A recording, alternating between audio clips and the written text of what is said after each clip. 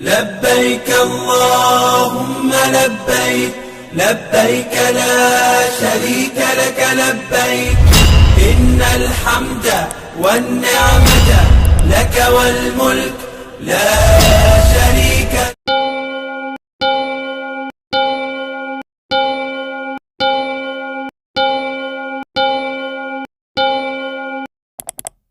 আলহামদুলিল্লাহ ওয়াসসালাতু ওয়াসসালামু আলা মান লা নাবিয়্যা বা'দা আম্মা বা'দ। গত পর্বে আমরা ইহরাম অবস্থায় কোন কোন কাজগুলো নিষিদ্ধ সেই বিষয় নিয়ে আলোচনা করেছিলাম।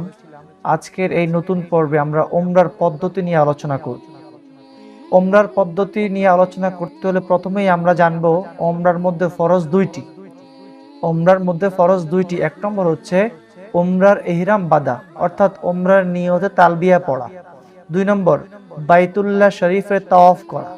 তাহলে ওমরার দুইটি ফরজের মধ্যে এক নম্বর হলো ওমরার ইহরাম বাঁধা এবং দুই নম্বর হলো বাইতুল্লাহ শরীফ তাওয়াফ করা। ওমরার ওয়াজিব দুইটি। এক নম্বর সাফা এবং মারওয়ার মাঝে সাই করা, অর্থাৎ সাফা এবং মারওয়ার যে পাহাড় দুটো রয়েছে এই দুই পাহাড়ের মধ্যে সাই করা, যেটি বর্তমানে এখন আরব বিশ্বের মধ্যে এবং মক্কা শরীফের মধ্যে সুব্যবস্থা রয়েছে। ওমরার ওয়াজিব আরেকটি হলো মাথার চুল মুন্ডানো কিংবা ছাটা। তবে আমরা গত পর্বেও বলেছিলাম, তার আগের পর্বেও বলেছিলাম যে এক্ষেত্রে মাথার চুল মুন্ডানো উত্তম ছাটানোর চাইতে। এখানে একটি মাসআলা আমাদেরকে মনে রাখতে হবে, সেটা হলো ওমরার তাওয়াফে পুরুষের জন্য ইজতিবা করতে হবে। ইজতিবা মানে হচ্ছে ডান কাঁধ খালি রেখে চাদর বগলের নিচ দিয়ে বের করে বাম কাঁধের উপর রাখা। ডান কাঁধ খালি রেখে ডান কাঁধের বগলের নিচ দিয়ে চাদর বের করে চাদরকে বাম কাঁধের উপর রাখা এবং রমল অর্থাৎ তাওয়াফের প্রথম 3 চক্করে কিছুটা দ্রুত দর্পে হাঁটা। নবী করিম সাল্লাল্লাহু আলাইহি ওয়াসাল্লাম যখন মক্কা শরীফে এসেছিলেন তখন আমরা এটা প্রথম পর্বে বলেছিলাম যে সাহাবা মক্কার কাফেররা বলছিল যে উনি অত্যন্ত দুর্বল। তখন সাহাবায়ে কেরামকে নবী করিম সাল্লাল্লাহু আলাইহি ওয়াসাল্লাম আদেশ দিয়েছিলেন, আমার সাহাবারা তোমরা একটু জোরে হাঁটো যেন আমরা দুর্বল নাকি সবল এই বিষয়টা তারা দেখতে পারে। ওমরার তাওয়াফের ক্ষেত্রে কিছু মাসআলা আমাদেরকে জেনে নিতে হবে।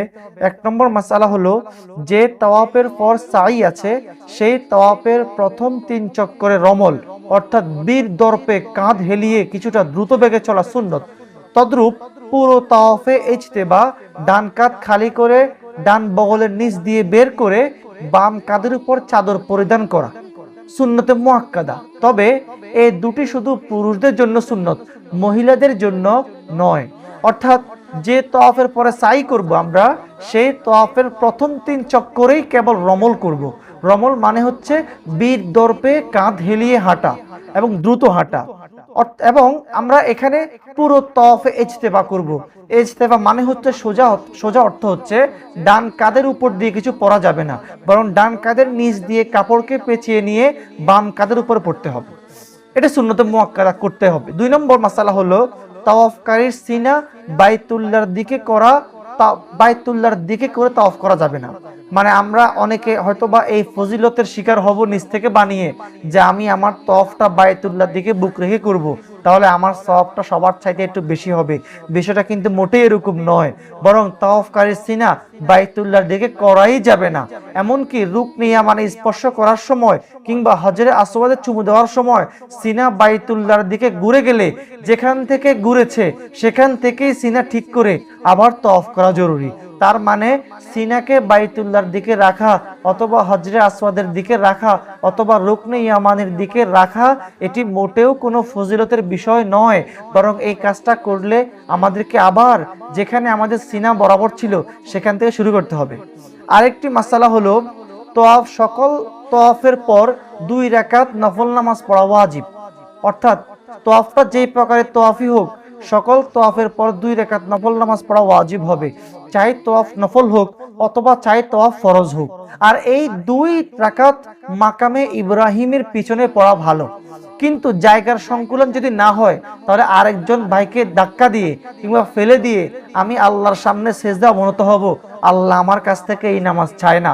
তাই জায়গার যদি সংকুলন না হয় তবে মসজিদে হারামের যে কোনো স্থানে পড়া যাবে, এমনকি হেরেমের সীমানার ভিতরে পড়লেও আদায় হয়ে যাবে। অর্থাৎ যদি মসজিদেও জায়গা না পাওয়া যায় কিংবা সময় স্থানে না কুলায়, তবে আমি যদি হেরেমের বাহিরেও পড়ি, হেরেমের ভিতরে পড়ি, মসজিদে হারামের বাইরে পড়ি, তবুও কোনো সমস্যা হবে না। হেরেমের বাইরে পড়া কিন্তু মাকরুহ হবে, তবে পড়লে আদায় হয়ে যাবে, কিন্তু দম ওয়াজিবও হবে না। পড়লে আদায় হয়ে যাবে, কিন্তু বিষয়টা সুন্দর হলো না, বিষয়টা মাকরুহ হয়ে গেল। আরেকটি মাসালা হলো, তাওয়াফ পরবর্তী 2 রাকাত নামাজ তাওয়াফের পরেই অবিলম্বে আদায় করা উত্তম। অর্থাৎ তাওয়াফের পরবর্তীতে একটু আগে আমরা যে কথাটি বললাম যে 2 রাকাত নফল নামাজ পড়তে হয়, এটি তাওয়াফের পর অবিলম্বে করলেই ভালো। বিনা ওজরে বিলম্বে পড়া মাকরুহ হবে, তবে মাকরুহ ওয়াক্ত হলে পরে পড়বে, এতে কোনো সমস্যা নাই। বিষয়টা হলো, আমরা তাওয়াফ করার পরপরই সাথে সাথে চেষ্টা করব 2 রাকাত নফল নামাজ পড়ে নেওয়ার, এর মাঝখান দিয়ে সময়ের কোনো গ্যাপ না করার চেষ্টা করব। যদি মাকরুহ ওয়াক্তের কারণে গ্যাপ করি তবে কোনো সমস্যা হবে না, কিন্তু আমি যদি বিনা ওজরে গ্যাপ করি তবে এটি মাকরুহ হবে। আরেকটি মাসালা হলো, একাধিক তাওয়াফ করে পরবর্তী 2 রাকাত নামাজকে একত্রে পড়া মাকরুহ।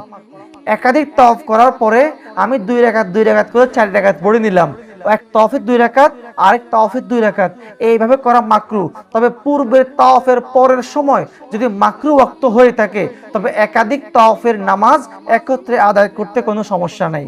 অর্থাৎ একাধিক তাওয়াফের নামাজ একত্রে আদায় করতে পারবো, কোনো সমস্যা নেই, তবে ওই সময়ই করতে পারবো যেই সময় প্রথম তাওয়াফের পরে নামাজ পড়ার সময় ছিল না, মাকরুহ ওয়াক্ত ছিল, তখন আমি 2টা তাওয়াফ করে 2 তাওয়াফের নামাজ আমি একত্রে পড়ে নিতে পারবো।